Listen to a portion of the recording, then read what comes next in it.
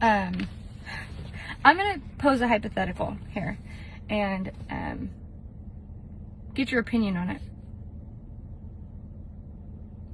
Let's say you are a labor and delivery nurse and you have a mom and she's beginning to hemorrhage and you have to take her back for a crash C-section, and you say, we can save you. We can get this baby out. We can save this baby, but I need consent for your procedure, your C-section procedure, and I need consent to give you blood. And this mom looks you square in the face and tells you, I will give you consent for the procedure, but I will not consent to blood. And in your mind, you're going, wait, what? What do you mean? Blood is harmless. It's not 100%, by the way. There are reactions, but they, are the reactions minimal? Sure. But it's not 100% harmless. But she looks you square in the face and she says, no, you will not give me blood. It is against my religion. It is against my belief. And I cannot and will not receive life-saving blood. What do you do? What do you think? You think, you're crazy.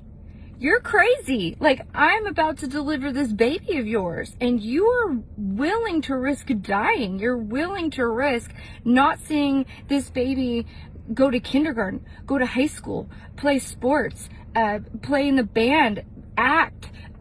You're not willing to watch this baby graduate, get married, have babies. You're going to leave your husband behind. You're going to leave your mom, your dad, your loved ones. You're willing to leave all of these people behind based on your own personal belief that you can't have blood. You're nuts. But guess what you don't get to do? You don't get to tell her that, and you don't get to give her the blood when she has not consented, and you don't get to threaten her, and you don't get to decide that you're not going to treat her. No, instead, you say, okay, I respect that. You put your big girl pants on, your big boy pants on, you go into that OR and you do absolutely everything in your power to bring that woman out of surgery so that she can see that baby. Right? That's what we do.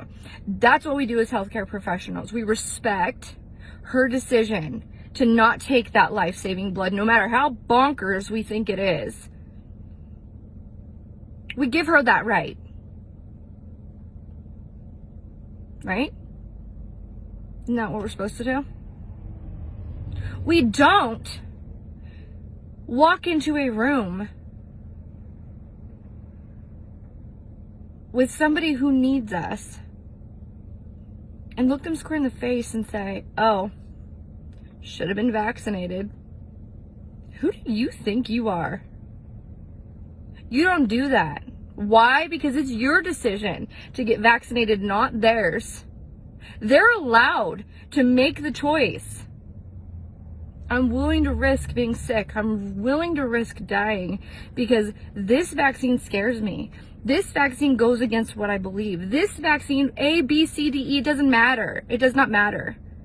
As healthcare professionals, we make that decision. When somebody decides that they don't want to stop eating sugar and McDonald's and all of the things that are bad for them, yet they come in with congestive heart failure, guess what we do, y'all? We treat them. And we don't sit and chastise them. We don't look over them and be like, well, shouldn't have ate that McDonald's your whole life. Well, they shouldn't have, but here we are. And we took this job knowing that we weren't doing it for healthy people. We're doing this job for sick people. And let's be honest, the majority of sick adults, it's all self-inflicted, y'all.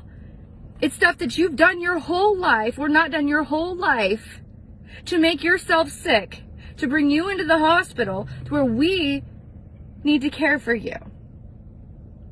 Guess what? I don't get to look a heroin addict in the face and be like, I'm not doing anything for you, because you know what? My mom's a heroin addict, and let me tell you what she's done. And that's true story. Do I hold a little bit of resentment for all these drug addicts and overdoses and irresponsibility? Yeah, of course I do. But do they get to see it on my face? No, they don't. Because it is not my place to judge you for your medical decisions, for your health decisions, or your lack of. Okay?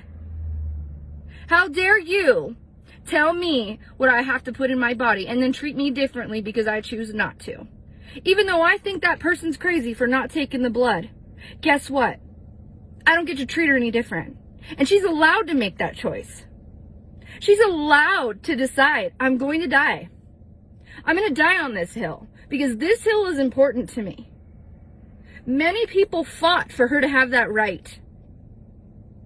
And you better believe that many people are going to fight for us to have the right to say, I'm going to trust my immune system.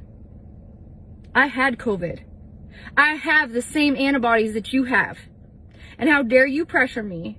How dare you threaten me? And how dare you treat me any different? Think about it. That's real life, y'all. People are allowed to say, I don't want that. I don't want that tube down my throat. I don't care if it's going to save my life. I'm done. I don't want to. I don't want this chemo anymore. I'm tired of it. No more. Send me home. My husband made that choice. My husband made that choice to say no more.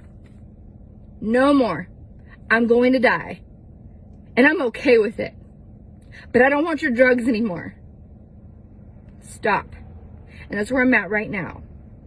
We're allowed to say no more. I don't want that vaccine. It scares me. It does not prove to give me anything more than I already have. So stop. Stop with your crap. And stop treating people poorly because they have a different belief than you. Quit being a sheep. Quit being nasty. Suck it up. We all are tired. We are all sick of this pandemic. But your choice is not my choice. And vice versa.